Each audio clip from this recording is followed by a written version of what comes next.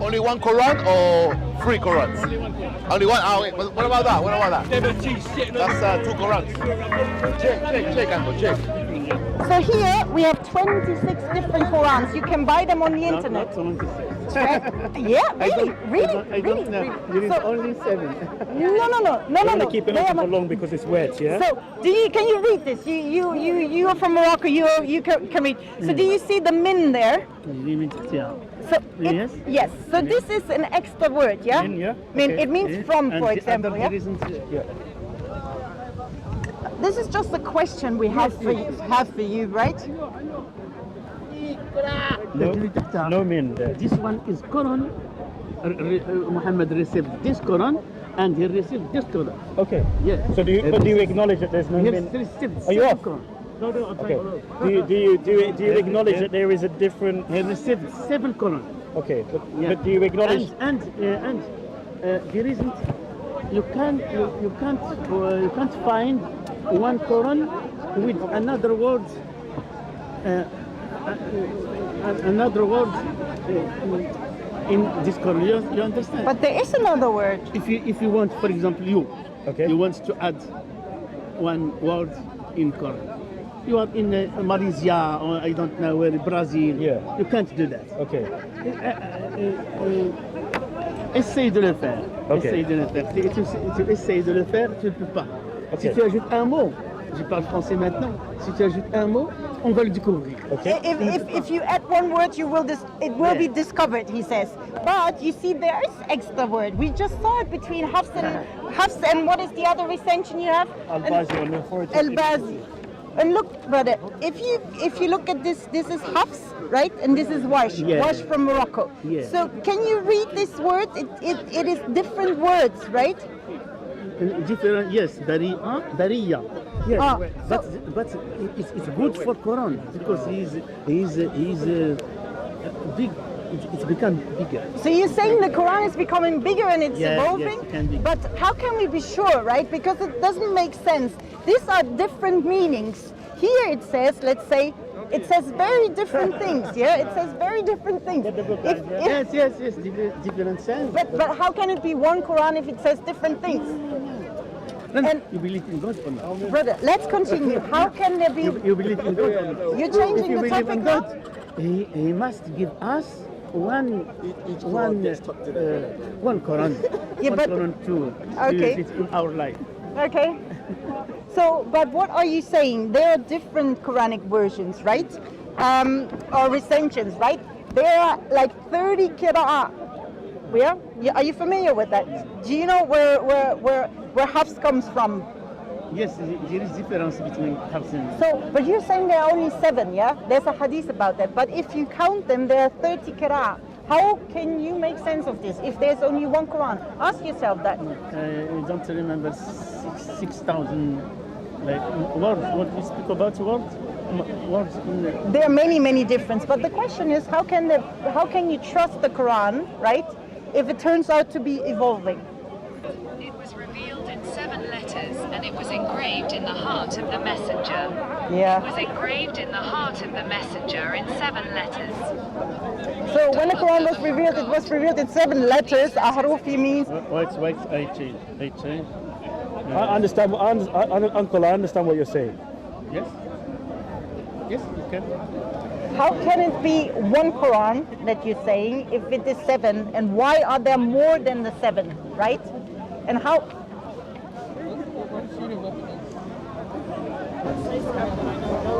All Quran is good for me. All Quran is good for you? All Quran, yes. If you had a blank mushaf, a blank book, what would you write? Which Quran version, which Qira'ah would you write inside? All Mus'haf is good for me. No difference. No difference. Okay. No difference. I respect all.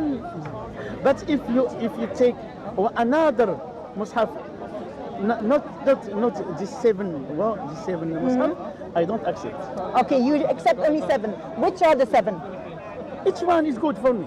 God accepts for you each one. Each one you use. But brother, uncle. Because there isn't contradiction. Yeah, no but we just show. Look, there are many contradictions. You say it's 7, but here we've got more. Then you say there are no contradictions and no added words, but we just showed you from Surah At-Tawbah, Surah 9, verse 100, that there are even words added, right? So it's 100. Then before you said it's just the difference between the different Arabic dialects like Jim and J, yeah, Gim and J. But that's not the case. We saw that there are different words.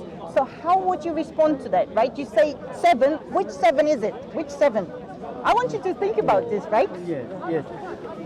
Each one you choose is good for you. Each one. Listen me. For example, if one of the Qurans look at the bones, how we spread them out and then cover them with flesh. So you mean the razm? ثم نكسوها لحمة. Cover with the child. Yeah, but you cannot just interpret. Here's the difference. This one. ننشرها. Another. Like ننشرها. Is it just one dot? One dot. It becomes ننشزها. So you. ننشزها is different, but it's good for Quran because each one explain it for you something. But okay, so your point is now that they add up the meaning, yeah? They add up the meaning. But I've just showed you it makes a really different meaning if you go to Surah 98 verse 7, verse 6. It's a different whether it is what's the difference? Whether it's the innocent that are going to hell or the creatures. So it's very different. This is It's different. Okay, so in Hafs it says... In Hafs it says that it is like just the creatures, yeah? And here it says that they are innocent. It makes a difference whether Christians go to hell or not. Yes, I understand. Written differently, yeah. Okay. ليس هناك اختلاف في العقائد، هناك اختلاف في معارف إضافية فقط. There is no difference in beliefs. You're saying there are no difference? No. One must have God. There is God and fish and but you know there are another Quran. There is one God. No, there's a big difference. There are difference. Just. No. Because you believe that there's only one Quran in heaven, that it is eternal. If it is eternal, how and sent down, how can it be so different? And it does make difference for the beliefs. For example, it does make a difference who goes to hell, right? That's important. And for example, it does make differences, for example, who forgot what and so on. Don't afraid you are going to the paradise. Me and you Yes. and all. You know, can I tell you something? Who goes to paradise? Don't right? afraid. Go. Uncle. 7 Quran, 8 Quran. Uncle. So it's getting cold. Do you know who goes to paradise? Are you familiar with the concept of fidya, the ransom? Right? Did not God say to Sayyidina Ibrahim that he has to slaughter his son? Yeah. So what happened? Did he slaughter his son, or did somebody else come? God. God. Listen, God does what he wants in the world. Yes, exactly. And what? I am not obliged to God. I am not tell to God do that or don't. Exactly. So, Abdurrahman. Look. God has created you beautiful. Thank you. But you know what is better than that? So we're talking about paradise, right? You know what God did? He gave a ransom for the son of Ibrahim, and this ransom, the kapsha, it died instead of the son of Sayyidina Ibrahim. Yes. Correct? Right? And whose idea was that? That was God's idea. What did Sayyidina Ibrahim do? Did he accept this ransom? Did he accept the fidya? Yes. God wants to know if Ibrahim respects God or not. You must respect what I tell you. I ask you to excuse me because my English is... Yes. I can't speak with you for a long time. Thank you, madam. Thank you. So, but the point is there was a ransom, yeah? So, Abraham accepted the ransom, right? Yeah. So if God wanted, he can give another ransom, and he did. He gave a ransom, fidya, for you and me. Yeah. So study that, because you will learn about that ransom if you look into the Bible, into the Injil, yeah, you will find somebody who says he's the big ransom, yeah. So I invite you to study the Bible, the Injil, and look for the ransom and what Sayyidina Isa, Sayyidina Yeshua al-Masih, what he says about himself. He says, I came to lay down my life as a ransom for many. So this the point, the idea of the ransom fidya is God's idea. So we must not reject it. The same as Sayyidina Ibrahim accepted the ransom, I invite you to accept the ransom. God bless you very much, because this ransom is the way to heaven, right? So it was a pleasure. Thank you for the conversation. Open-minded. Thank you. Be automatic. Rolling. Rolling. Action.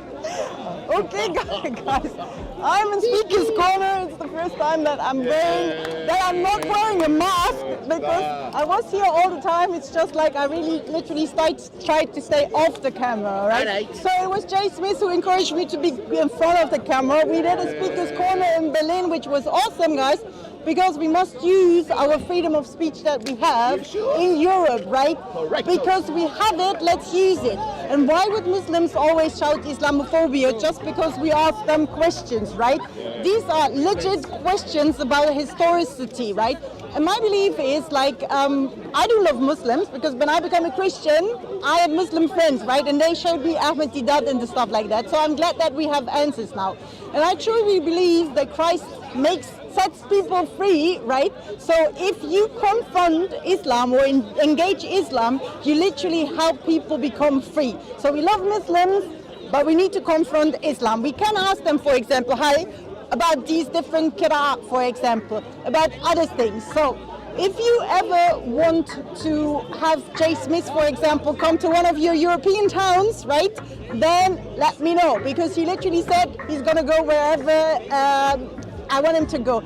So when there was, let's say in a conference, guys. So remember when there was the first NAPC, I brought people from Germany, I brought people from the Netherlands. Then last year I asked Jay whether he would come. So this year he's gonna come to Frankfurt. It's from the 29th till the 31st of May, guys. So the website is called apologeticon.de, I believe. Look for it, and if you're from Germany and you like Speaker's Corner, come to Frankfurt. If you are from the Netherlands and you like Speaker's Corner, come to Amsterdam on Sunday the 14th of June. Just go to my channel, and there, which is Grace Networks 1, and you will find information, because my vision is across borders, across languages, and across denominations. Europe for Christ. Right!